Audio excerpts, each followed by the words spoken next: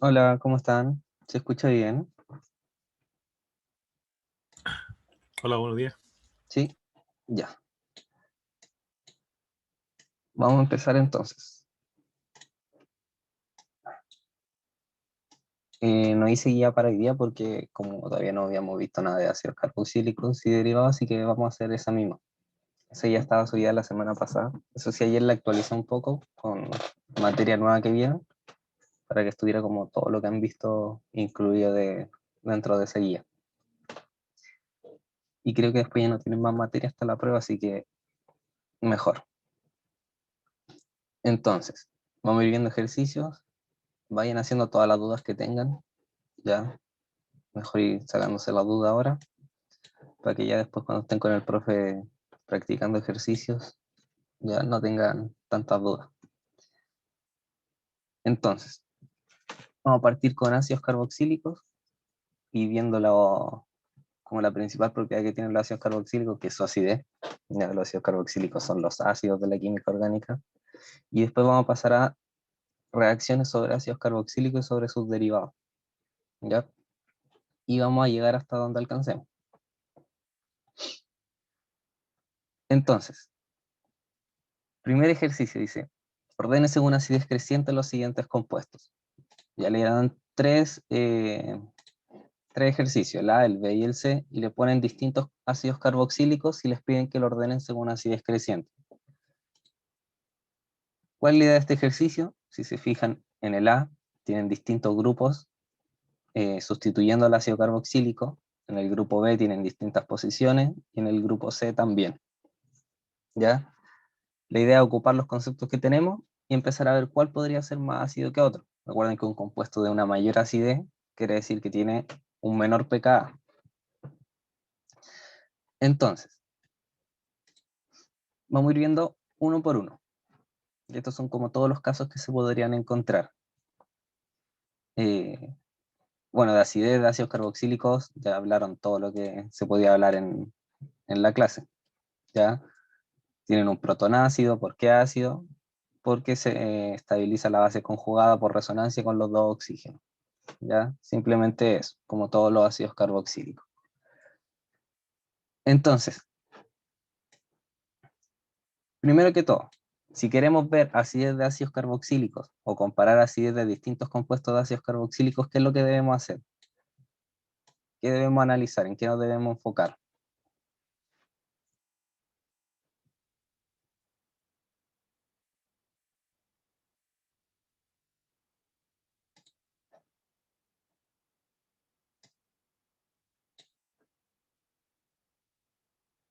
Ver el otro grupo, De la naturaleza del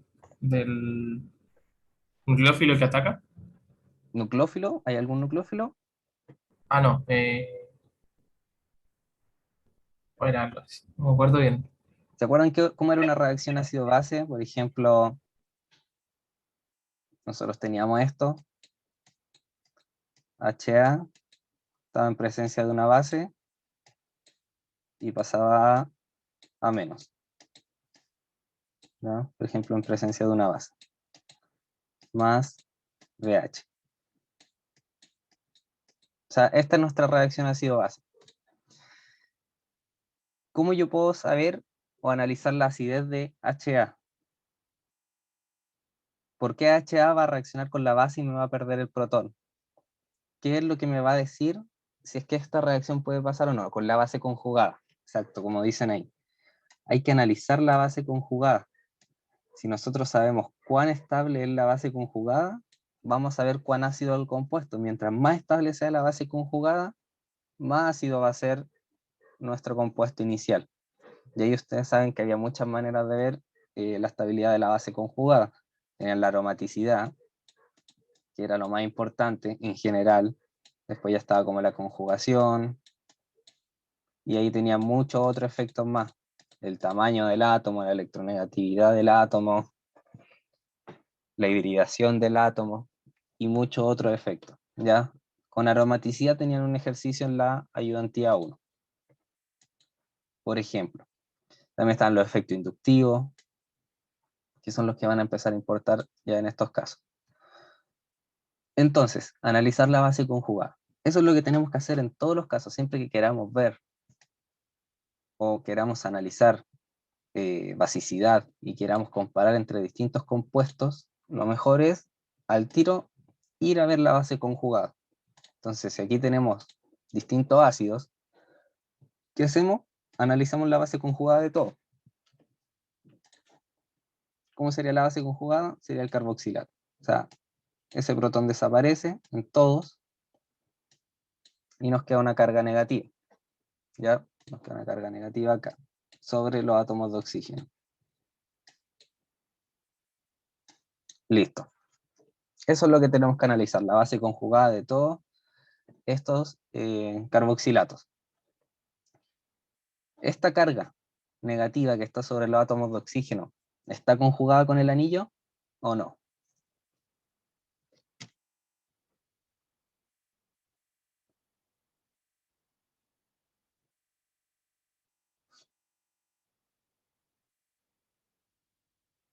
¿Qué creen? ¿Esa carga está conjugada con el anillo?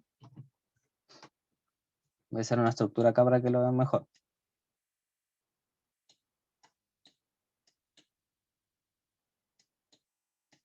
Tenemos esto.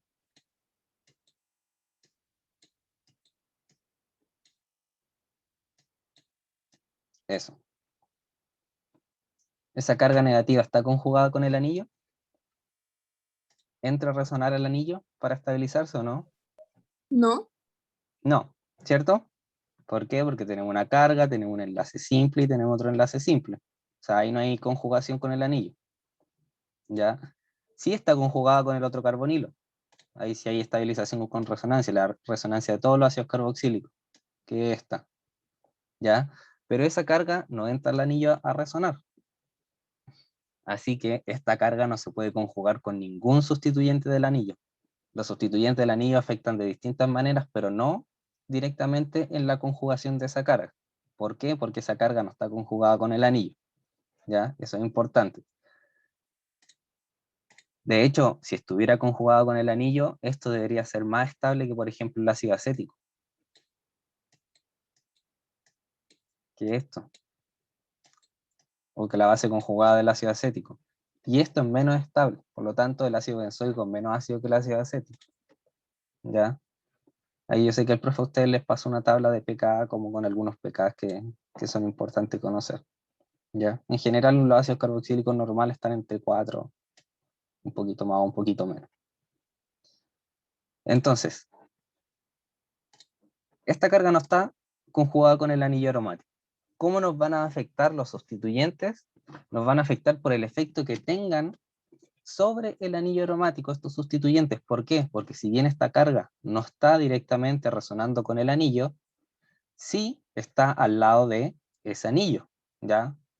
Está en una posición contigua, está con los oxígenos que están en el carbono que está unido al anillo. Por lo tanto, cualquier cambio en la densidad electrónica que haya en el anillo va a afectar igualmente la carga, aunque no sea por conjugación directa, ¿ya? Entonces, para hacer este análisis, ¿qué es lo que yo les recomiendo siempre?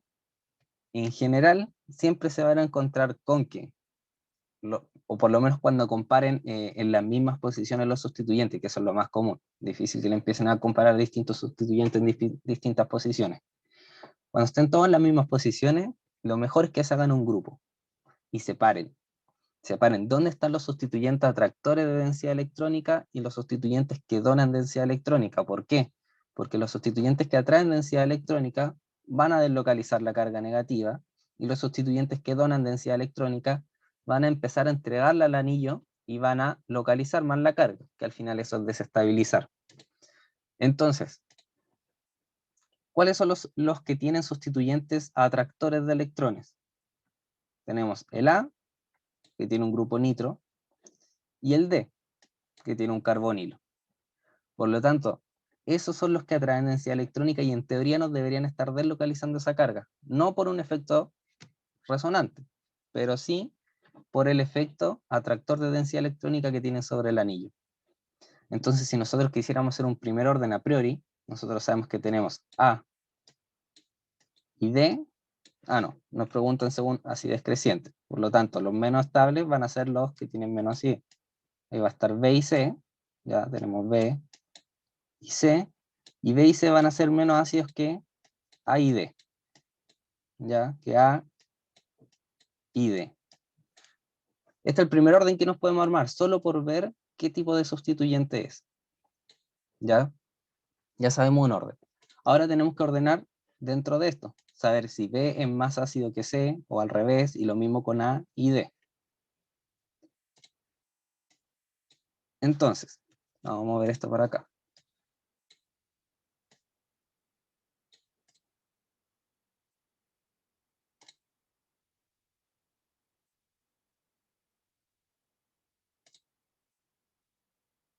Ya. Entonces, entre B y C, que son los que tienen sustituyentes donores de electrones, o sea, este y este, ¿cuál de los dos creen que va a tener la base conjugada menos estable? ¿O cuál de los dos creen que va a estar más desestabilizado en su forma de base conjugada? Que es lo mismo que decir cuál va a ser el menos ácido. ¿Cuál de los dos creen, B o C? C, el que tiene el metilo, ¿Por qué? porque el otro entra en resonancia, ¿no? Ya, pero entonces el que tiene el metilo, ¿qué va a ser? ¿El más estable o el menos estable? El menos estable.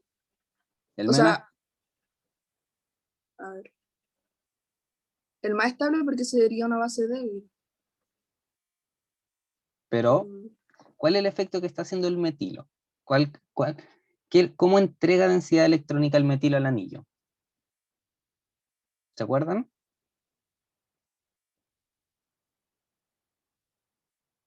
¿Se acuerdan cuando veían, por ejemplo, para sustitución electrofílica aromática y veían cuáles eran activantes fuertes y activantes débiles?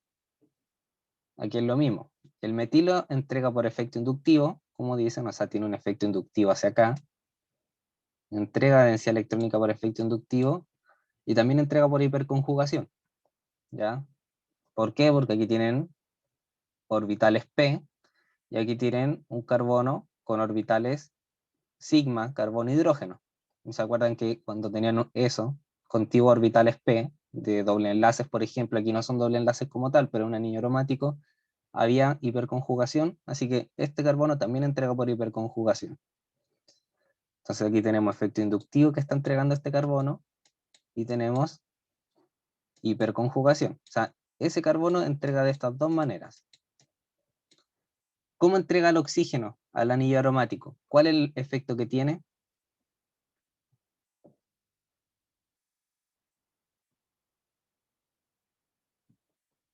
Resonancia, ¿cierto? O sea, aquí hay una delocalización formal de los pares electrónicos en el sistema pi. Esto se viene para acá.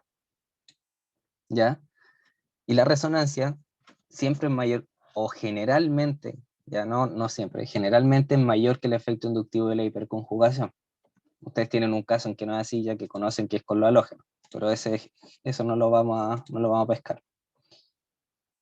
Entonces, un metoxi entrega más densidad electrónica que un metilo. ¿Por qué? Porque tiene efecto resonante. El metilo solo por efecto inductivo e hiperconjugación.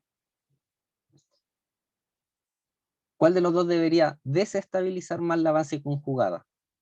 ¿El metoxi o el metilo? ¿Cuál entrega más densidad electrónica al anillo? Acuérdense que ustedes para estabilizar la base conjugada lo que quieren es que esa densidad electrónica sea la menor posible. Aquí, ¿cómo lo hacen? Bueno, la carga resuena entre los dos oxígenos. Pero si tenemos un sustituyente en el anillo aromático, podemos estar afectando esa densidad electrónica que está ahí. Si nosotros tenemos sustituyentes que donen, le vamos a estar dando densidad electrónica a la zona cercana donde está esta carga negativa. ¿Cuál de los dos da más densidad electrónica? ¿El metoxi o el metilo? el metilo porque está con carbono-carbono, ¿no? No, cuidado con eso. El metoxi dona más. ¿Por qué? Porque entrega por resonancia. ¿Ya? Ah, yo sé a lo que iba Noemi. Cuando ustedes tienen resonancia, una manera de comparar cuándo hay más resonancia o hay menos, digámoslo de manera como simple, cuán efectiva es la conjugación para esa resonancia, Ahí sí les sirve comparar como por tamaños de orbitales. Por ejemplo, si quieren comparar un oxígeno carbono con, por ejemplo, un azufre carbono. ¿Cuál de los dos entregaría más densidad electrónica por resonancia, si es que aquí hubiera conjugación, obviamente? ¿Un oxígeno o un azufre? Bueno, si quieren ver por resonancia cuál de las dos es más eficiente la resonancia del oxígeno que la del azufre. ¿Por qué? Porque los orbitales se solapan mejor. Un orbital de carbono es prácticamente del mismo porte que un orbital de oxígeno, ¿ya? ¿Por qué? Porque están en el mismo periodo. Pero el del azufre, por ejemplo, va a ser así, y el del carbono es así. Ahí sí sirve ver tamaños de orbitales, pero es cuando están en periodos diferentes, ¿ya? Esto les sirve, por ejemplo, para explicar por qué los cloruros de acilo son tan reactivos. Pero en este caso únicamente tenemos que ver el efecto que hay. Siempre, en general, el efecto resonante va a ser mucho mayor que el efecto inductivo y de hiperconjugación. Por lo tanto, el metoxi va a ser el que done más densidad electrónica al anillo, más que el metilo. Entonces, ¿quién va a ser el menos ácido de todo? El que done más, el que tenga un anillo con mayor densidad electrónica, el metoxi. Ese va a ser el menos ácido. Que aquí sería el ácido parametoxibenzoico. Después, ¿cuál vendría? Después vendría el ácido parametilbenzoico. Y después tenemos que elegir entre A y D. Y aquí simplemente ambos tienen el mismo efecto. Acuérdense que tanto un grupo nitro con un carbonilo tienen un efecto similar, son atractores por resonancia. Aquí lo único que hay que saber es cuál de los dos es el atractor más fuerte. ¿Se acuerdan quién es más fuerte para atraer densidad electrónica? Si un nitro o un carbonilo.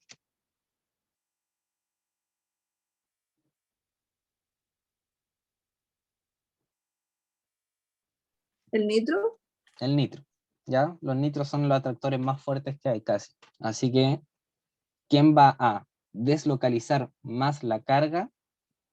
El que esté con el sustituyente unido al anillo que sea más fuerte. O sea, el que esté con el nitro. Por lo tanto, después, ¿cuál vendría? El D y al final el A. El D y al final el A. Ese sería el orden, viendo únicamente esto. Si les dijeran, expliquen por estructuras resonantes, que esa sería como la manera de explicar todo esto, ya, porque obviamente si les ponen una prueba, lo más probable es que tengan que justificar por qué hacen su elección.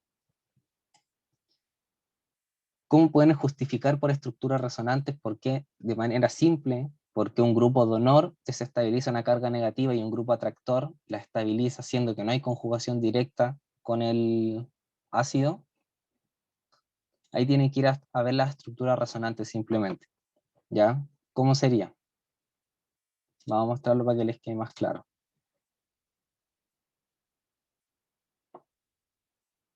Ahora tengo la goma acá. Ya, entonces. Vamos a hacerlo primero para uno que tiene un desactivante. Por ejemplo, este que tiene el grupo carbonilo. Ustedes saben que la carga no está conjugada con el anillo, pero el anillo está al lado de la carga, así que igual le afecta. Y los sustituyentes que tengan el anillo van a afectar a la carga. ¿Por qué? Porque los sustituyentes afectan al anillo y el anillo está al lado de la carga. ¿Qué saben es también? Saben que el sustituyente que está contiguo al anillo, a diferencia del ácido benzoico, puede que sí esté conjugado directamente con el anillo, ¿ya? Como es el caso de los grupos atractores. Si se fijan en los grupos atractores, esto no lo pescamos porque eso no está conjugado al anillo. Pero en este caso, cuando vemos el grupo atractor, sí está conjugado directamente con el anillo. Entonces, si nosotros empezáramos a ver todas las estructuras resonantes que tiene, nos daríamos cuenta que esto genera que hayan densidades positivas dentro del anillo. O sea, le está retirando densidad electrónica al anillo. Lo está haciendo más positivo. Si esto está más positivo, se puede estabilizar con la carga negativa que está acá. Si ustedes empezaran a hacer todas las estructuras resonantes, se darían cuenta de esto. Que esto les va a quedar así. Doble enlace acá. Oxígeno acá negativo. y les queda una carga positiva acá, encima de ese carbono. Y hasta el momento tienen esto, es la primera estructura resonante. ¿Qué pasa si siguen viendo todas las estructuras resonantes que hay? Bueno, esto se mueve para acá y nos queda esto.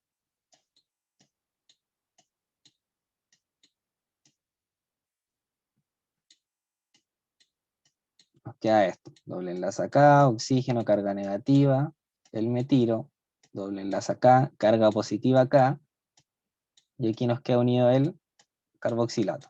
¿Ya? Y hasta ahora tenemos esto.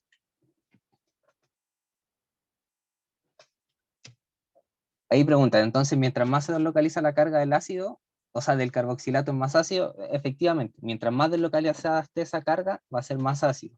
Pero cuidado que no se deslocaliza por resonancia con el anillo.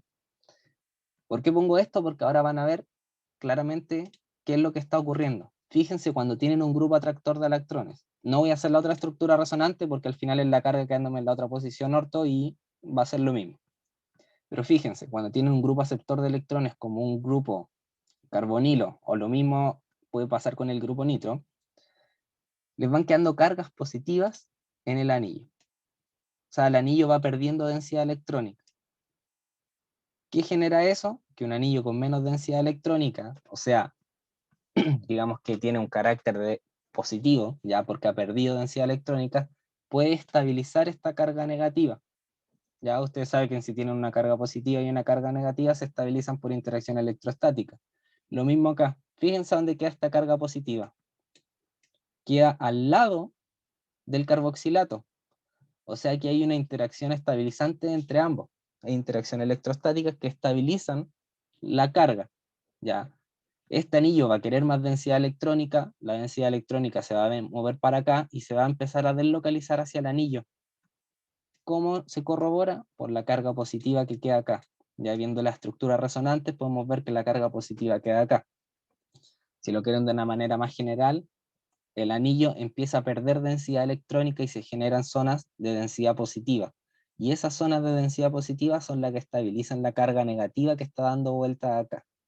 Por eso los grupos aceptores sí influyen en la acidez de los ácidos benzoicos. Por este efecto, no porque estén conjugados con la carga, pero sino que generan zonas de densidad positiva en el anillo que estabilizan la carga negativa. ¿Ya? Ese es el efecto que tienen los grupos aceptores de electrones. ¿Qué ocurre con los grupos donores de electrones? Exactamente lo mismo. ¿Ya? Los grupos que son los donores débiles donan por hiperconjugación y efecto inductivo, eso no los vamos a analizar. Pero los que donan por resonancia, por ejemplo, en el caso del metoxi, ¿qué ocurre? Ocurre exactamente lo mismo. La única diferencia es que ahora lo que está ocurriendo es que se dona densidad electrónica al anillo. Entonces, por ejemplo, voy a hacer esta estructura resonante. Si se fijan, si hago esta estructura resonante, ¿cómo nos va a quedar? Nos va a quedar así. Doble enlace, aquí el oxígeno, positivo. Acá, acá, acá. Tenemos el carboxilato y nos queda una carga negativa acá. Nos queda una carga negativa ahí. O sea, ¿qué pasa ahora que tenemos un grupo que dona densidad electrónica al anillo, como el metoxi? Se fijan, nos quedan dos cargas negativas contiguas. O sea, estamos siendo más rico en electrón al anillo, que está al lado de una carga negativa que quiere deslocalizarse. Se fijan comparando estos dos. ¿Cómo es la diferencia que hay? ¿Por qué uno estabiliza la carga negativa y el otro la desestabiliza? Porque los grupos donores le entregan más, entregan carga negativa o entregan densidad electrónica a las posiciones cercanas a donde está nuestra carga que queremos deslocalizar. En cambio, los grupos aceptores retiran densidad electrónica desde esas zonas. ¿Ya? Ahí se ve con la carga positiva y acá se ve con la carga negativa. Eso es lo que explica por qué los sustituyentes afectan al anillo y por qué lo afectan así. Por qué los sustituyentes donores desestabilizan la carga negativa y por qué los sustituyentes atractores estabilizan la carga negativa. Ya, esa es como la explicación que hay trae esto. Pero ustedes pueden ver, simplemente la fuerza del sustituyente y saber lo que hacen y ya pueden ordenar. No es necesario que hagan este análisis con todo. ¿Ya? Si se fijan, el orden lo hicimos antes de haber hecho este análisis, porque no es necesario. Pero esta es la explicación de por qué los sustituyentes afectan la deslocalización de la carga electrónica del carboxilato, aunque no estén conjugados con ello. Eso. ¿Alguna duda con esto?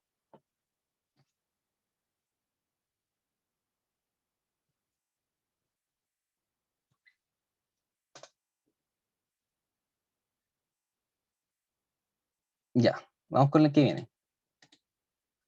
El B. En este caso, si se fijan, ya no tenemos anillos de benceno, así que no hay que hacer ese análisis. Veamos. Tenemos distintos compuestos. Ya, si se fijan, todos son ácidos benzoicos, ya, perdón, ácidos carboxílicos. La única diferencia es que todos tienen halógenos en distintas posiciones, son diferentes halógenos. ¿Qué criterio deberíamos ocupar acá para analizar la acidez de estos compuestos? Ya resonancia no, porque no hay conjugación. Igual que en el caso anterior también, lo que analizamos es la base conjugada. Acuérdense que siempre que vemos acidez, lo que se hace es analizar la base conjugada. Así que al tiro ven la base conjugada. Carga negativa, carga negativa, carga negativa acá y acá. Entonces, ¿ahora qué deberíamos estar analizando en estos casos? Si se fijan, ¿qué es lo que creen que deberíamos estar viendo? El tipo de halógeno y la posición donde está. Ya, exacto. Esas dos cosas. Tipo de halógeno y la posición donde está. ¿Por qué tipo de halógeno? Porque si el halógeno es más electronegativo, genera efectos inductivos mayores. ¿Y por qué la posición? Porque los efectos inductivos, como saben, se transmiten por los enlaces sigma. Por lo tanto, mientras más cercano esté, mayor va a ser el efecto inductivo, ya sea donando o retirando. En este caso son todos halógenos, así que va a ser retirando. Entonces, posición y tipo de halógeno. ¿Cuál de todos debería ser el menos ácido, según ustedes? ¿Cuál de todos debería ser el menos ácido?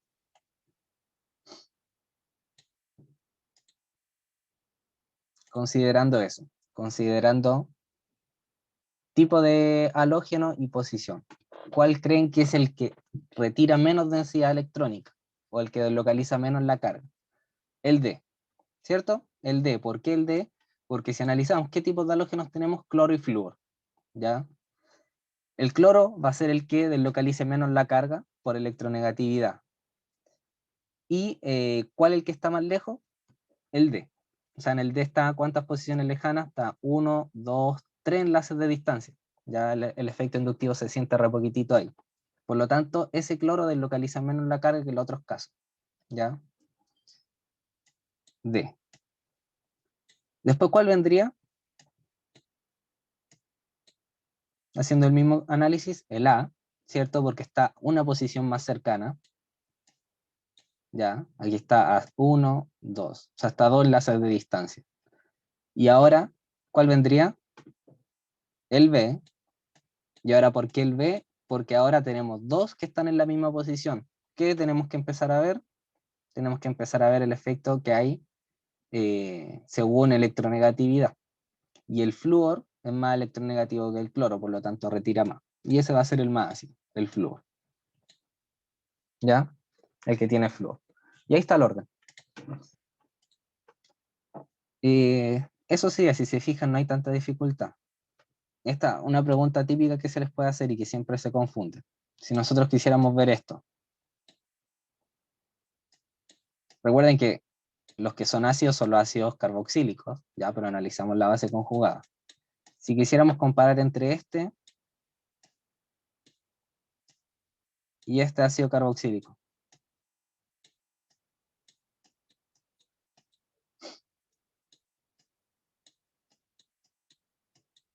ya, entre estos dos ácidos carboxílicos, vamos a ponerle X y ácido carboxílico Y. ¿Cuál de los dos creen que sería más ácido? ¿El X o el Y?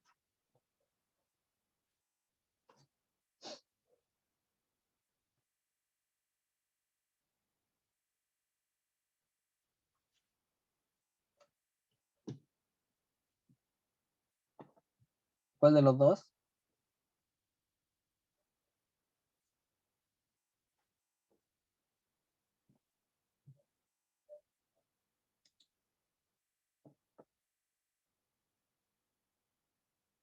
¿El I? ¿El I es el más ácido? ¿Por qué? La única diferencia es el hidroxilo, ¿cierto? ¿Pero por qué sería el I? ¿Qué efecto está haciendo el hidroxilo?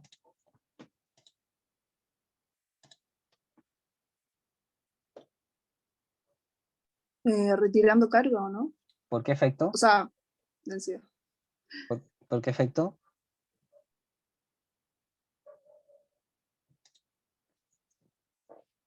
Inductivo, ¿ya? Retira densidad electrónica efectivamente por efecto inductivo, ¿ya? Este retira densidad electrónica por efecto inductivo, así que cuando se desprotone, la carga se va a estabilizar por que el oxígeno está retirando por efecto inductivo. ¿Por qué les digo esto? Porque suelen estar acostumbrados a que ven un hidroxilo y piensan al tiro que es donor por los anillos aromáticos. Pero los hidroxilos son donores y están conjugados únicamente. Si no están conjugados, son solo atractores de electrones, solo retiran densidad electrónica, ¿ya? Para que tengan cuidado con eso, porque en general suelen haber equivocaciones con estas cosas. Así que sería más ácido, claramente, ese compuesto, el I. Disculpa, Dime. al desprotonarse el ácido, el OH no se desprotona, ¿cierto? No. En este caso no, porque estamos viendo cuál de los dos es más ácido, ¿ya? O sea, estamos analizando cuál de estos dos va a ser más ácido, pero si tú les dieras un medio lo suficientemente básico, si llegara a pH, no sé, pH 14, ahí tendrían las dos cosas desprotonadas. Acuérdense que los alcoholes, bueno, no a pH 14, pero con una base lo suficientemente fuerte, ya por ejemplo, si agregaran acá un órgano metálico, butil litio, un butil litio, por ejemplo, desprotonarían todo. Ya ahí también se desprotonaría el alcohol, porque los alcoholes también son ácidos. Pero en este caso solo pedían ver cuál de los dos ácidos carboxílicos iba a ser más ácido. Así que si se imaginan que llegan a desprotonar completamente el ácido carboxílico, el alcohol todavía va a estar sin desprotonarse. ¿Ya? Eso.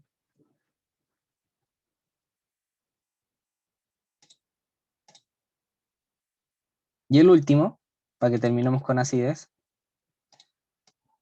tenemos lo mismo que en el primero, ácidos benzóicos, pero la única diferencia es que ahora lo que tenemos son el mismo sustituyente en todos, pero en distinta posición. En posición para, en posición meta y en posición orto. En posiciones 2, 3 y 4.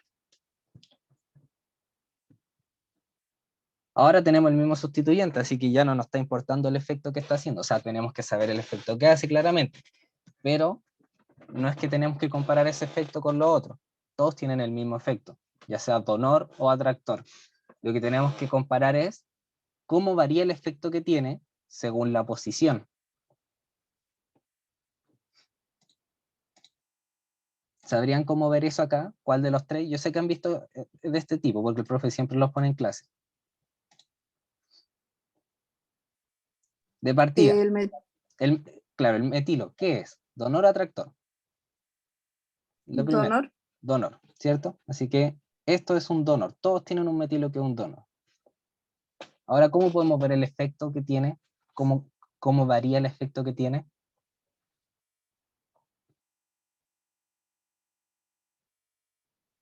Obviamente, Sirve, dime. sirve deducir que como es un donor, va a atacar a orto y para, y por tanto meta va a ser menos ácido. Ya, por ahí va. Pero, ojo, no es que ataque orto y para, activa las posiciones orto y para. Acuérdense que los donores, que esto como, ¿se acuerdan que ya le habían mencionado? Los donores activan las posiciones orto para una sustitución electrofílica aromática. Ahora no estamos viendo sustitución electrofílica aromática, pero simplemente demos vuelta un poco el concepto para nuestro lado. Si frente a una sustitución electrofílica lo activaba, eso era porque aumentaba la densidad negativa en estas zonas. En zona orto y en la zona para. O sea, ahí. Eso es lo que hacía. Lo mismo en caso cuando acá. También es para las posiciones orto y la posición para. ¿cierto? Y lo mismo acá, las posiciones orto y la posición para. Eso es lo que hace, ya está súper bien con eso. Recuerden que si tienen un atractor, es el caso contrario, ya quita densidad negativa a esas zonas, o sea, digamos que deja con densidad positiva o deficiente electrones las zonas orto y para a ese grupo, ¿ya? Pero vamos bien, este es el primer análisis que hay que hacer, efectivamente. O sea, este es el primer análisis que hay que hacer, obviamente para la base conjugada, que vamos a poner la base conjugada para que veamos bien eso. Listo. Primer análisis listo. Tenemos esto. Entonces, considerando esto, ¿cuál de todos creen que debería ser el menos ácido? O no, partamos al revés mejor. ¿Cuál de todos debería ser el más ácido? ¿Ya? ¿Cuál de todos a priori ustedes creen que debería ser el más ácido? El B, ¿cierto? ¿Por qué uno pensaría el B? Porque bueno, si estamos entregando densidad electrónica, en todos los casos no podemos hacer nada más. ¿Qué es lo mejor que puede pasar? Es que a pesar de entregar densidad electrónica, esa densidad electrónica no queda tan cerca de nuestra carga negativa, ¿ya? Y si se fijan, en el caso de B, esa densidad electrónica queda en el carbono acá, en el carbono que están al lado del carbono que tiene el carboxilato. Y en el caso de A y C, están en el mismo carbono del carboxilato. Así que a priori, lo primero que podemos pensar es que el B debería ser el que menos desestabiliza, por lo tanto el más ácido, ¿ya? A priori nosotros podemos pensar que el B es el más ácido. Hasta ahí está bien el análisis con lo que estamos haciendo. ¿Qué más? Entre el A y el C, ¿qué podemos hacer para discernir?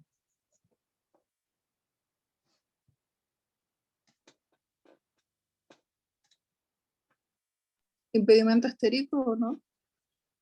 ¿Ya? ¿Qué pasa con el impedimento estérico?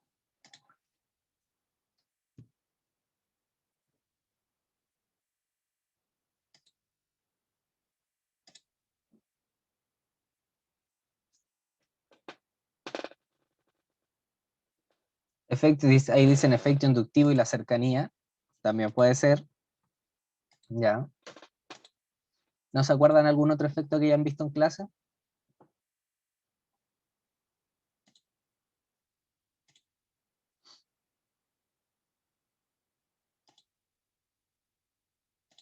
Hay algo que tiene que ver con el impedimento estérico, que dijeron recién, ¿ya? Y se llama efecto orto. Siempre lo ven en clase, así que lo tuvieron que haber visto. ¿El efecto orto qué es? El efecto orto es que cuando tienen un ácido benzoico y tienen un grupo sustituido en posición orto, el impedimento estérico, ya que genera el grupo en posición orto, saca del plano al ácido carboxílico. Y eso hace, ¿qué cosa? Al sacarlo del plano, hace que ese ácido no esté conjugado, o no el ácido, pero sí el carbonilo del ácido, no esté conjugado con el anillo aromático. Y eso aumenta mucho su acidez, ¿ya? Eso aumenta mucho su acidez al sacarlo del plano, hace que la acidez aumente considerablemente. ¿Por qué? Porque toda la densidad electrónica del anillo que puede subir y pasar al carbonilo, o sea, acercar esa densidad electrónica a la carga negativa, no está pasando. ¿Por qué? Porque se pierde la conjugación. ¿Por qué? Porque el efecto inductivo que hace el metilo saca del plano al carboxilato. Eso se llama efecto orto, y eso siempre lo pasa el profe, ¿ya? ¿Qué pasa en posición para? Eso no ocurre claramente. ¿Por qué? Porque está lejos. Y a eso quería que llegáramos, al efecto orto. Ya el efecto orto es súper importante y hace que los compuestos sean súper ácidos. El orden acá, el orden correcto, sería el menos ácido, sería el A. ¿Por qué? Por lo que habíamos visto. Entrega densidad electrónica a una zona que está cerca a la carga. Después vendría el B. ¿Por qué el B? Por lo mismo que vimos. La densidad se entrega a una zona, pero que está un poco más alejada de la carga. Y después, antiintuitivamente, vendría el C. El C debería ser el más ácido. ¿Por qué? si nos está entregando densidad electrónica a esta zona, es por el efecto orto que saca esto del plano. ¿Ya? ¿Entienden cómo actúa el efecto orto? Porque yo sé que el profe lo menciona, pero no sé si le habrá mostrado como específicamente cómo es que está actuando para lograr eso. Todos los ácidos benzoicos siempre tienen una estructura resonante que los desestabiliza. En realidad, los benzoatos, ¿ya? Que vendría siendo esta. Si ustedes tienen un ácido benzoico, tienen esto. Carbono, oxígeno, oxígeno y carga negativa. Eso es lo que tienen. Ustedes pueden empezar a hacer toda la estructura resonante y analizarlo con todo, pero voy a hacerlo con la que es importante, ¿ya? Que vendría siendo esta.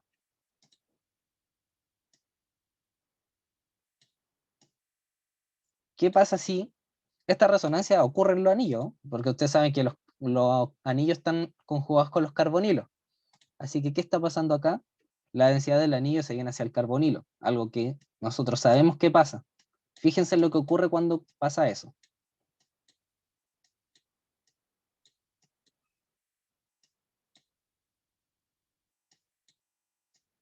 Ocurre esto. ¿Se fijan lo que está pasando?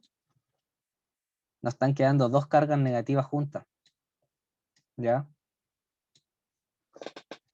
Esto hace que los anillos aromáticos desestabilicen un poquito las bases conjugadas, ya de los ácidos carboxílicos cuando están unidos directamente. Que se genere esta estructura resonante donde tengamos las dos cargas juntas.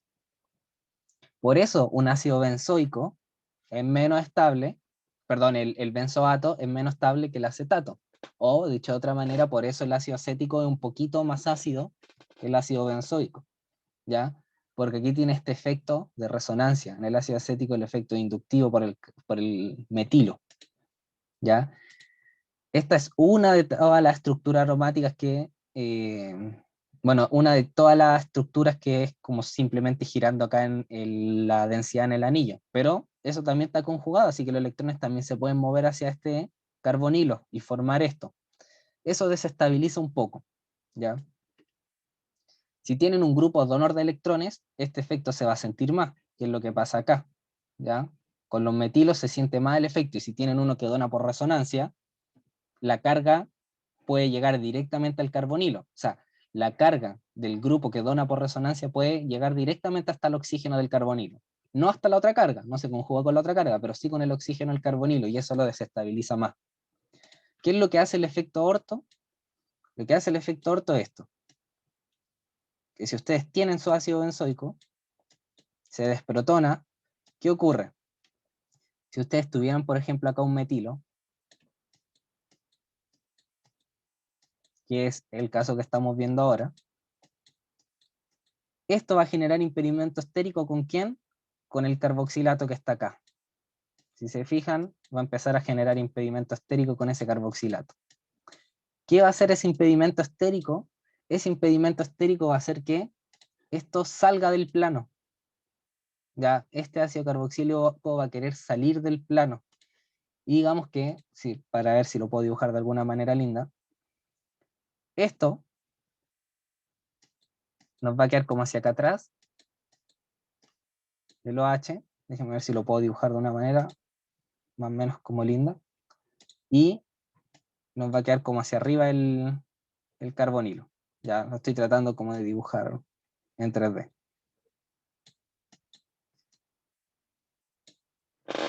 Así, ¿ya? ¿Qué está ocurriendo?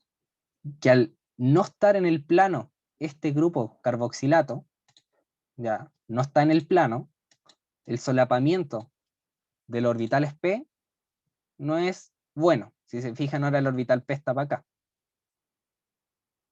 ¿ya? Y nuestros orbitales p tienen que estar así para que se solapen, que es lo que pasa acá. Ya los orbitales p aquí, ¿cómo están? En el mismo sentido, tenemos un orbital p acá, otro orbital p acá y otro orbital p acá. Aquí si se fijan sacamos del plano el orbital p, por lo tanto no hay resonancia hacia ese carboxilato. ¿Qué genera eso? Que no haya resonancia hacia ese carboxilato, que la densidad electrónica no se pueda mover hacia acá. Por lo tanto, como que aislamos de la molécula este grupo, como que queda aparte. Obviamente se van a seguir sintiendo estos efectos, ya que son los efectos de donación de carga electrónica, pero al aislarlo, ya, hacemos que aumente mucho la acidez, porque los efectos resonantes, que que le mostré acá, no se está sintiendo. Por eso, cuando hay grupos en posición orto, aumentan muchísimo la acidez de los ácidos benzoicos. Y esto lo pueden ver en cualquier cosa. Ya si comparan esto, o si en vez de poner un metilo ponen un metoxi, o si en vez de poner esto ponen un nitro, ya con el nitro se siente aún más, porque hay más efectos sumados. Si tienen otro grupo como un hidroxilo, ya ahí en el hidroxilo, aparte de eso, tienen formación de puentes de hidrógeno. Cuando ponen algún halógeno, cuando ponen yodo, que es más o menos grandecito, también puede estar haciendo ese efecto. Es el efecto orto, eso es lo que genera, que salga del plano el ácido, bueno, el carboxilato, y se pierda esa conjugación que nos desestabiliza. ¿Ya?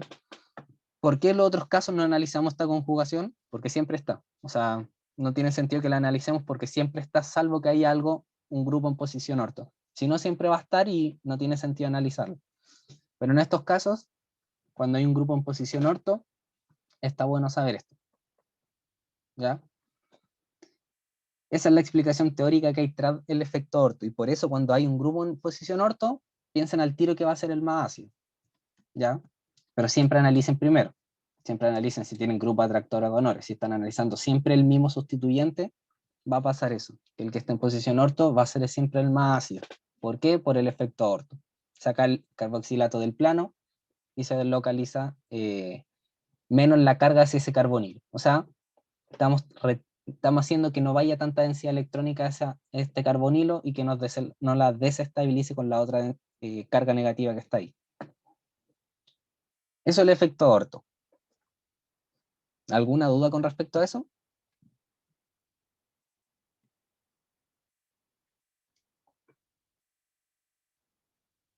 Después lo pueden analizar ya si quieren más clarito. Yo creo que si lo buscan en internet les sale. Creo que en Wikipedia el profe antes una vez me mostró que hay una tabla como donde sale todo eso. Sale como el efecto dependiendo de la posición del sustituyente. Pueden ahí ir a verla. Después en Wikipedia buscan orto effect y les debe salir. De ahí ven los pKs para que vean que se tiene que cumplir esto. Aunque sea mínimamente, debe haber una coincidencia en que el orto debería ser el que tiene el sustituyente del orto debería ser el más ácido, ¿ya? O sea, tener el menor pK. Y ya pasemos a lo otro importante, que es reacciones sobre ácidos carboxílicos y derivados. A mí siempre me gusta poner este ejercicio, ya lo modifico, pero siempre pongo un ejercicio de este tipo, que es el derivado de ácido carboxílico más reactivo y lo hago reaccionar con todo lo que ustedes saben, para que vean cómo es que varía. Ustedes ya vieron cómo son todos los derivados de ácidos carboxílicos. Tenían los cloruros de acilo, tenían los anhídridos, los ésteres, bueno, están los ácidos, las amidas, ¿ya? Y los nitrilos que se pueden considerar derivados, pero no son tan iguales, pero al final es similar. Los nitrilos que son amidas deshidratadas, ya eso es un nitrilo. Entonces, siempre les muestran eso. Ya tienen esto, tienen el cloruro de acilo, y la reactividad siempre es así. La reactividad del cloruro de acilo es mayor que ¿quién? Que la de un anhídrido. ¿Ya? Y después vienen los ésteres. Lo voy a poner así a la rápida. Los ésteres, los ácidos carboxílicos también pueden estar por acá, pero en general la reactividad de los ácidos carboxílicos es súper pequeñita.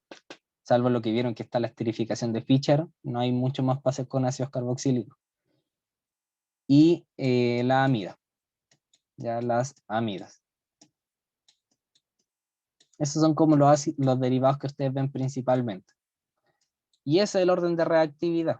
Ya ahí ustedes lo vieron en clases. ¿Por qué? Porque de manera sencilla, mientras más desestabilizado esté ese carbono carbonílico, o mientras más densidad electrónica le estén quitando, lo van a hacer más electrofílico. Y si es más electrofílico, va a ser más reactivo. ¿Ya? Y ahí lo vieron en clases, que es por el efecto del cloro, que dona, pero retira mucho por efecto inductivo. La donación es mala porque los orbitales son diferentes.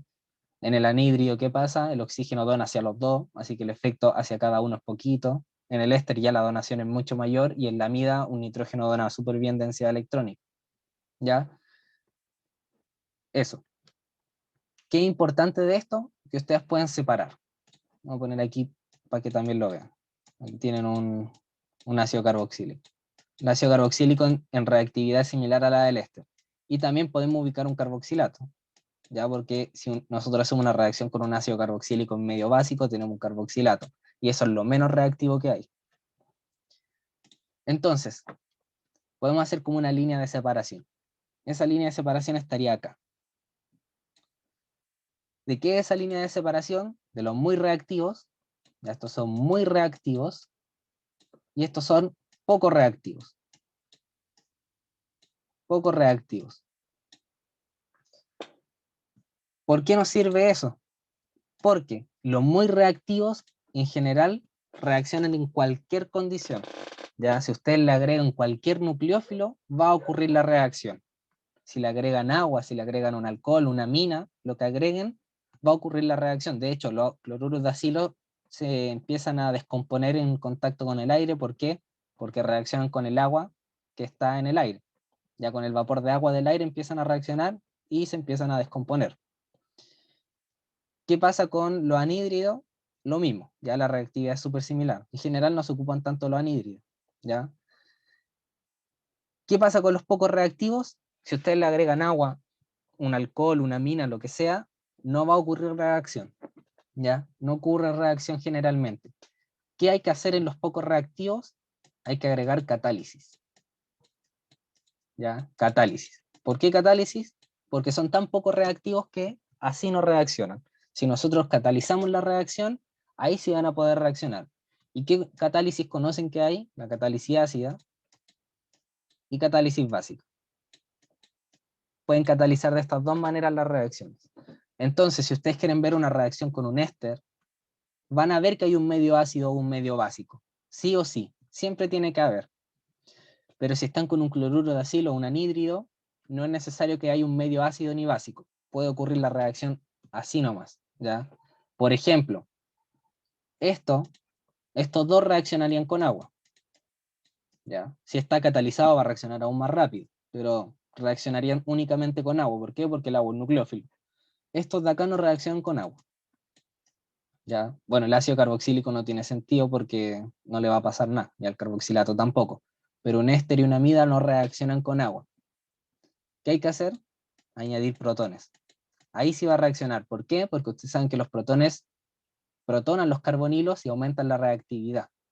O, si no, agregar un medio básico. Si no es protones, podemos agregar un medio básico, por ejemplo, hidroxilos, agregando hidróxido de sodio.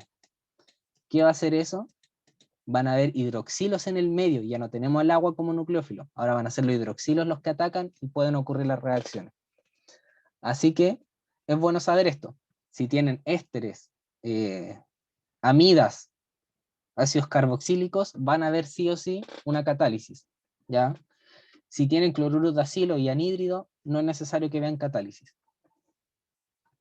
Obviamente con los reactivos que son muy, pero muy fuertes, no van a ser necesarios catálisis. Por ejemplo, con los reductores que tienen hidruros, ya no hay catálisis de nada, porque el hidruro es lo suficientemente fuerte para hacer la reacción. Igual que los organometálicos, ¿ya? Pero con el resto de nucleófilos orgánicos comunes, ahí sí. Entonces, considerando eso, vamos a ver los ejercicios. ¿Tienen como alguna duda de esto? ¿De algo de clase o algo que le haya quedado? Porque esto es simplemente como una ayuda que les puede servir.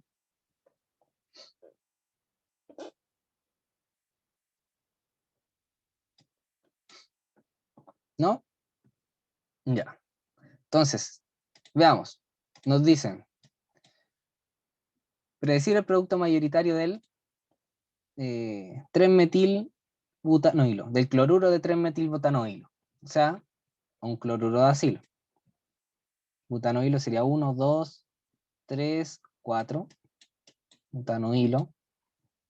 Ya es el cloruro de butanoilo. Listo. Y en 3 tiene un metil. 1, 2, 3. Esa. Y nos dicen predecir los productos cuando han tratado con, y aquí tienen muchas cuestiones. Vamos a ir viendo algunas. Entonces, cloruro de 3-metilbutanoilo, vamos a dibujar de nuevo, esto es un cloruro de acilo, súper reactivo. Y lo hacemos reaccionar con cicloxilamina. ¿Ya? ¿Cuál era la cicloxilamina? Esta. Ya, NH2. ¿Qué va a pasar? ¿Qué vamos a formar si hacemos esa reacción? Bueno, el mecanismo ya lo vieron en clase, acuérdense que son mecanismos de sustitución en el grupo acilo. Ataque del nucleófilo, formación del intermediario tetraédrico y eliminación del grupo saliente. Así que no lo vamos a ver eso. Pero a simple vista, es fácil ver el producto que se forma. ¿Qué se formaría si trato con una amina a este cloruro de acilo? No es necesario que me digan el nombre del compuesto, pero ¿qué grupo funcional habría? Una amida, ¿cierto? Vamos a formar una amida. ¿Qué se va a formar?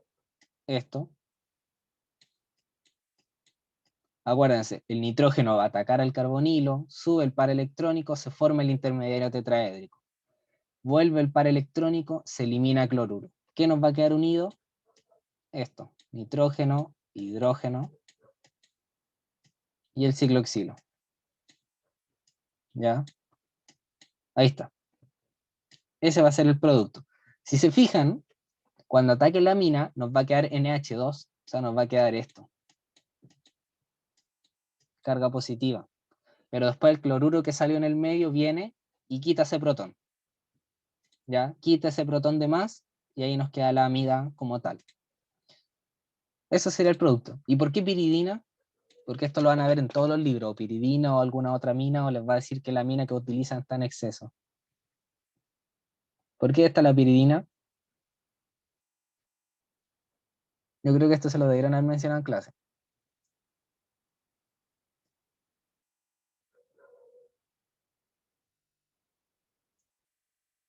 ¿Se acuerdan cómo es la piridina? La piridina es así. Esta es la piridina.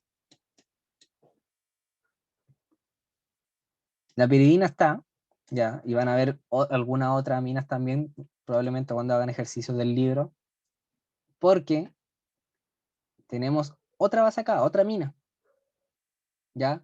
Pero esta mina es una mina poco nucleofílica, ¿ya?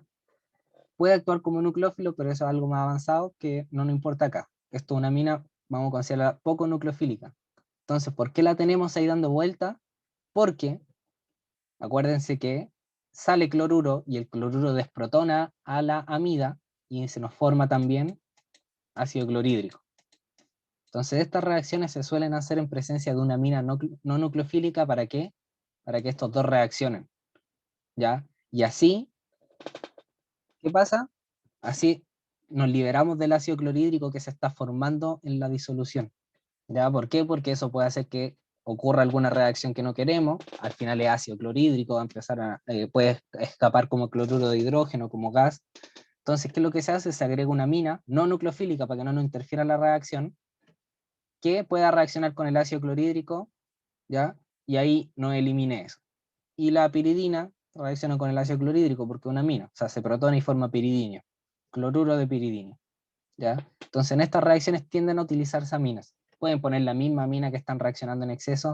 Ah, y la segunda razón importantísima, que esto quizás no puede ser, se pueden dar cuenta si es que se piensa más a fondo, pero ¿qué es lo que tienen acá? Una amina. ¿Y qué es lo que están liberando en la reacción? Un ácido. Por lo tanto, se va a empezar a protonar su amina, la que están ocupando como nucleófilo, y no va a poder atacar porque la amina protonada ya no es nucleofílica. Entonces, ¿qué es lo que hacen? Ocupan otra amina para que esto no ocurra, porque si no empiezan a eliminar de su amina. O sea, la reacción les va a ir mal. ¿Por qué? Porque se protonó todo su nucleófilo. Entonces, al utilizar otra base, evitan esa protonación de su amina y que la reacción pueda ocurrir. Se puede utilizar un exceso de esta amina, ya de la que están utilizando para la reacción, y ahí no es necesario agregar otra. O pueden utilizar piridina, o alguna otra amina que no sea nucleofílica. Ya hay muchas aminas más que no son nucleofílicas, que son las que tienen mucho impedimento estéril. Trietilamina, por ejemplo, ¿ya? La trietilamina trietilamina. También es una amina no nucleofílica que se suele utilizar, que es un nitrógeno con 3 etilo. ¿Ya? Amina no nucleofílica, ¿por qué? Porque hay mucho impedimento estérico y se utiliza y se puede reemplazar a la piridina y tiene la misma función, reaccionar con el ácido clorhídrico y evitar que se nos protone nuestra amina que está actuando como nucleófilo. Así que si lo ven es por eso. Entonces listo. Vamos a borrar esto que era como para que supieran. Primer producto, la amida. Ya tenemos nuestra amida correspondiente. Segundo producto, tenemos nuestro cloruro de acilo y ahora están reaccionando con hidruro de litio y aluminio en exceso. Ya, hidruro de litio y aluminio y un segundo paso de agua. ¿Qué vamos a formar acá? Hidruro de litio y aluminio y agua. En un segundo paso, ojo, acuérdense, esto tienen que ir en pasos separados. ¿Qué vamos a formar?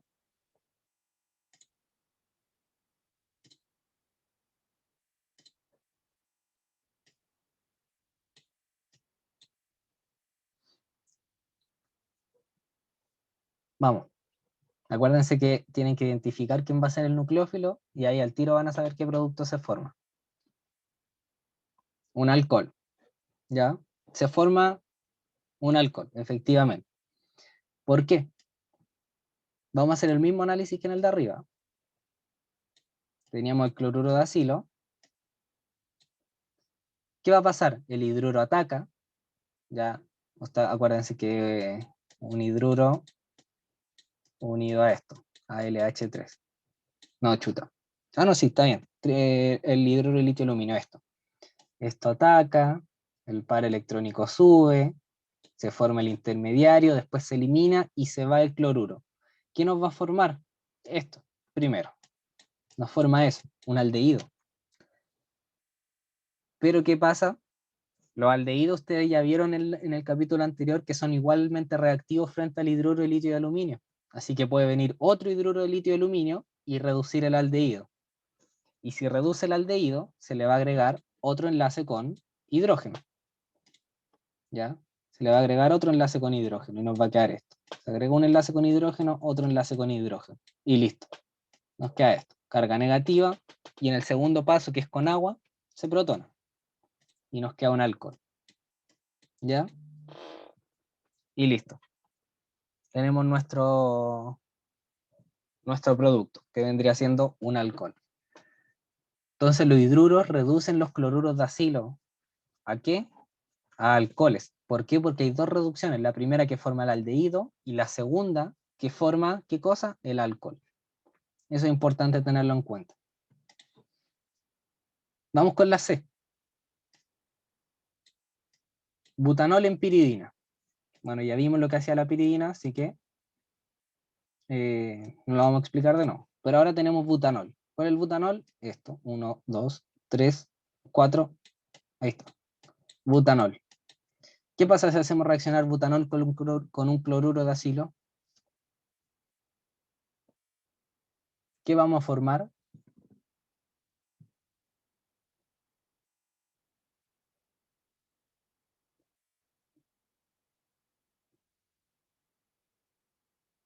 Un éster, ¿cierto? Un éster. ¿Qué va a pasar ahora? Esto. Va a atacar el butanol. El butanol ya va a atacar. Se va a formar el intermediario tetraédrico. Se elimina el cloro. ¿Qué nos va a cambiar? Acuérdense que estas son reacciones de sustitución sobre el grupo acilo. O sea, se sustituye el grupo saliente por nuestro nucleófilo. Nos va a quedar acá el butanol. O sea, 1, 2, 3, 4. Listo. Eso nos queda. Nos queda protonado el oxígeno, pero el cloro, que salió como cloruro, lo desprotona, forma ácido clorhídrico y la piridina lo que hace simplemente es reaccionar con el ácido. ¿Ya? Y nos queda el éster. Y listo. Si se fijan, es más sencillo de ir viendo de lo que parece. Si hubiéramos tenido un éster o una amida y nos piden hacer estas reacciones, ¿ya? No con hidruro de litio aluminio, porque se le dije que ya reacciona con todo, pero con butanol o con cicloxilamina, por ejemplo, y hubiéramos tenido, no sé, un éster o una amida. Veámoslo con un éster. Hubiéramos tenido un éster y nos hacen reaccionar con cicloxilamina, nos dicen. Hubiéramos tenido que ocupar una catálisis para que ocurra la reacción. Pero hubiera sido exactamente lo mismo. Reemplazamos el grupo saliente que hay un éster y ponemos la amina. Esas reacciones no se utilizan tanto en los laboratorios. ¿Por qué? Porque ¿para qué vamos a hacer eso si podemos ocupar algo que es más reactivo que un éster? Lo mismo con la amida. ¿Ya? Si podemos ocupar algo más reactivo y que puede ser incluso más barato, como un cloruro de acilo, ocupamos eso y no ocupamos más condiciones fuertes, o sea, nos ahorramos eso en un laboratorio.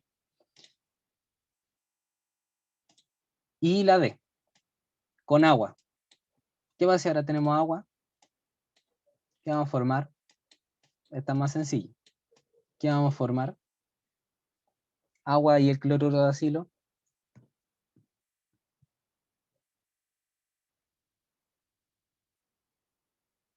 ¿Qué se forma ahora? Un ácido carboxílico, ¿ya? No un diol, un ácido carboxílico. Acuérdense que el agua va a atacar, el agua ataca, el par electrónico sube y después se elimina el cloro como grupo saliente, como cloruro. Nos va a quedar esto. Oxígeno y aquí OH. ¿Qué OH? El del agua. ¿Ya? Y ahí está. Queda protonado y después el cloruro lo saca. ¿Ya? Pero el mismo agua del medio, porque agua, le reacciona con el ácido clorhídrico, así queda lo mismo. Y ahí está. Si se fijan, pasando un cloruro de acilo a distintas cosas, lo pasamos a una amida, a un alcohol, a un éster y a un ácido carboxílico. ¿Ya? ¿Alguna duda con algo de esto? ¿Para seguir viendo la otra?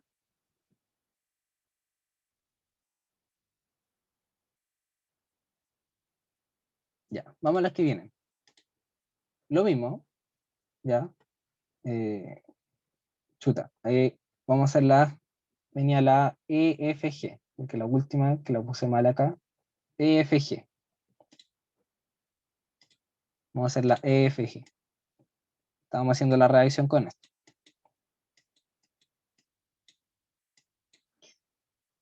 Vamos a la E. Lo tratan con etilbenzoato de potasio. ¿Cuál es el 4-etilbenzoato de potasio? ¿Qué es eso? ¿Qué grupo funcional tenemos? ¿O qué tipo de compuesto tenemos? 4-etilbenzoato de potasio. Acuérdense que nomenclatura la tienen que saber para la prueba.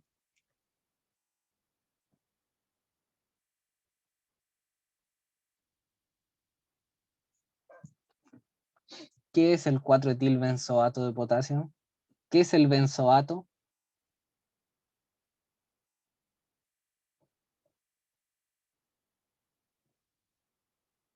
Un ácido carboxílico, ¿pero cuál?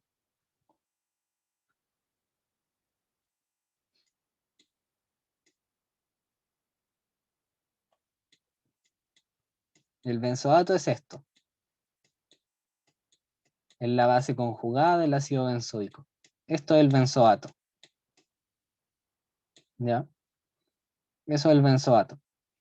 Si tienen una Coca-Cola en su casa, vayan a verse la etiqueta y les va a salir benzoato de potasio probablemente. ¿Ya? Esto es el benzoato de potasio, que tiene un potasio acá. Benzoato de potasio, como contraión. Y les dicen que el 4-etil, o sea, acá en 4 tiene 1, 2, 2. Ahí está. 4-etilbenzoato de potasio. Eso es. 4-etilbenzoato de potasio. Y lo hacemos reaccionar con esto. ¿Qué vamos a formar?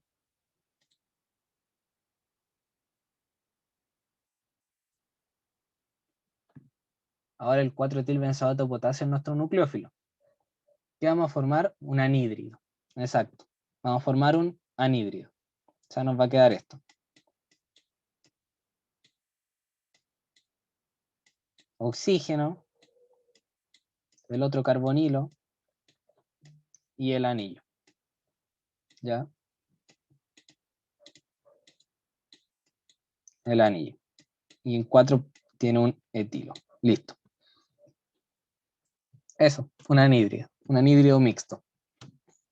Esta reacción probablemente no tiene mucho sentido en un laboratorio, pero tienen que saber qué es lo que pasa. O sea, la idea es identificar quién es el nucleófilo, esto, que en el nucleófilo el oxígeno de acá del benzoato, cualquiera de los dos porque está resonando, y quién es el electrófilo. Y nuestro electrófilo viene siendo el carbono de acá, el carbono del carbonilo. Entonces, listo. Un anhídrido, ¿ya? La F la ven ustedes, porque la F es igual que la A, así que lo vamos a omitir. La G. Dice, ¿y qué hace el benzoato de potasio en la Coca-Cola? Los benzoatos se ocupan como, ¿cómo se llama esto? Tienen un nombre, son aditivos que se le echan. No me acuerdo el nombre que tenían en específico, pero por ejemplo ayudan a controlar el pH que hay, ¿ya? También ayudaban con otras cosas. Esos, por lo menos los químicos orgánicos los van a, o sea, los químicos, los que sean químicos de ustedes lo van a ver después en química orgánica aplicada, quizá, ¿ya? Pero es un aditivo que se le echa y tiene una función en específico, no me acuerdo cuál era, pero son funciones como que ayudan a que la bebida esté buena, simplemente. La G.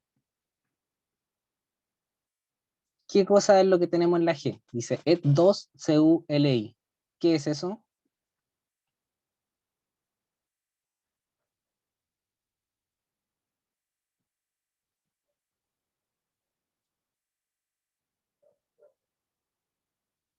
Un reactivo de Gilman, ¿cierto? Es un órgano cuprato de litio.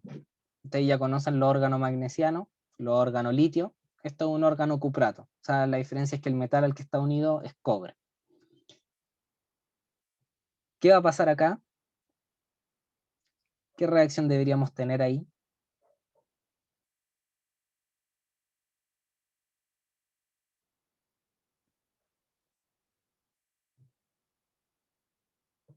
¿Se le ocurre qué es lo que vamos a formar?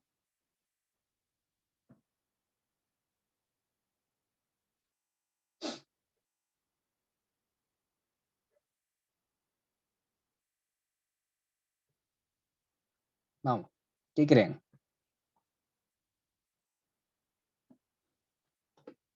Los órganos cuprato de litio, a diferencia de los otros órganos metálicos, son muchísimo menos reactivos.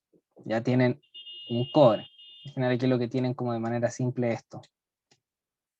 Eso. ¿Ya? Son dos etilo unidos a un cobre. ¿Quién es el nucleófilo? El carbono que está unido. O sea, ese carbono que está unido al cobre tiene densidad negativa y este carbono también. Uno de los dos reacciona. ¿Ya? O sea, estoy diciéndolo súper simplificado. Uno de los dos reacciona y ¿qué hace? Viene y ataca acá, al carbonilo. Entonces los reactivos de Gilman lo que hacen es añadir cadenas de carbono. ¿Cuál es la característica que tienen los reactivos de Gilman o el órgano cuprato de litio? Es que reaccionan con el cloruro de acilo, que va a generar eso, nos va a generar esto. ¿Qué es lo que estamos añadiendo? Está atacando el etilo, o sea, el carbono del etilo, por lo tanto lo que se nos va a adicionar va a ser un carbono de un etilo. Se nos va a ir el cloruro, nos va a quedar esto. ¿Cuál es la gracia que tienen estos, los órganos cuprato de litio? Es que no siguen reaccionando con la acetona después y nos dejan únicamente la acetona. O sea, cuando tenemos un órgano cuprato de litio podemos pasar el cloruro de acilo a una acetona. ¿Ya? Lo pasamos a la acetona y no al aldehído, no al alcohol, como haríamos con un órgano metálico común, como un órgano litio. ¿Ya? Esa es la gracia de los reactivos de Gilman, que dan adiciones sobre los carbonilos, pero lo reducen únicamente una vez. Perdón, nos transforman en cetonas, ¿ya? No pasan a la reducción al alcohol. Eso, ¿ya? Eso hace un reactivo de Gilman, no mucho más que eso. Y la H,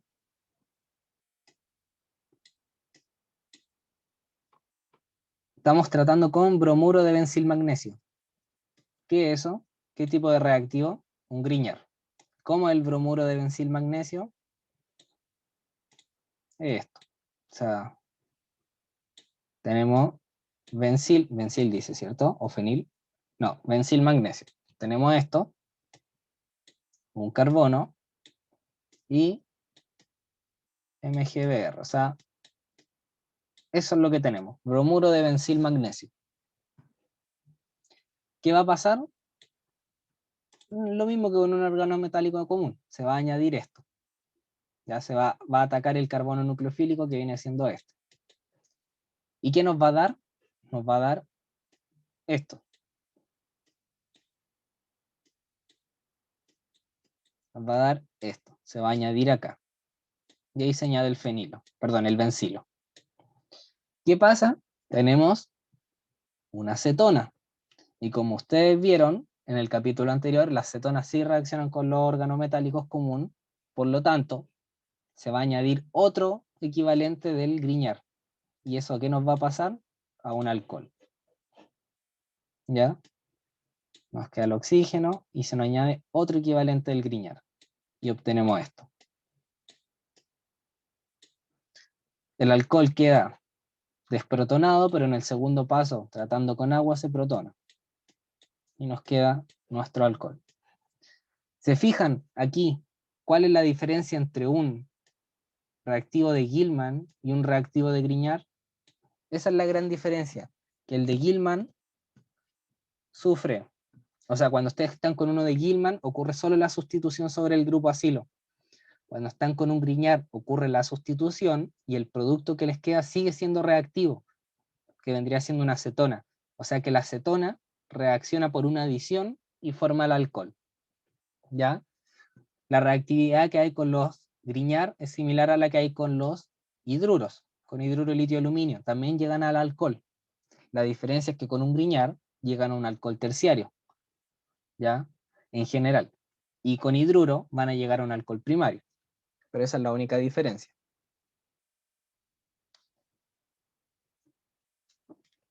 Y estamos en la hora, ¿ya? Estamos en la hora. Vean ustedes qué ocurre con el I y el J, ya que este es un hidruro de litio y aluminio, pero modificado, ya cambia la reactividad, que esto también lo tuvieron que haber visto en clase, y con DIVA, que el DIVA también es un donor de hidruros, ¿ya? ¿Lo ven eso ustedes?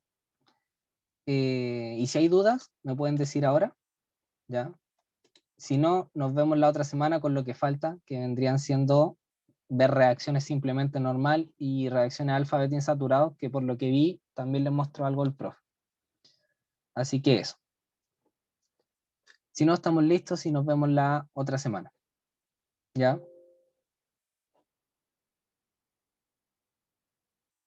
Ahí pregunta por qué el Grignard sí reduce y el Gilman no, porque los reactivos de Gilman son menos fuertes, ¿ya? Hay más cosas detrás de eso, pero son más complicadas para entenderlo en un curso así, ¿ya? Lo que puede entender simplemente es que el cobre, a diferencia del litio o del magnesio, no es tan electropositivo. Entonces, mucho menos nucleofílico la cadena de carbono. Al ser menos nucleofílica, no es lo suficientemente reactivo para reaccionar con un aldehído o una acetona. ¿Ya? Por eso. Entonces, que les vaya bien. Adiós.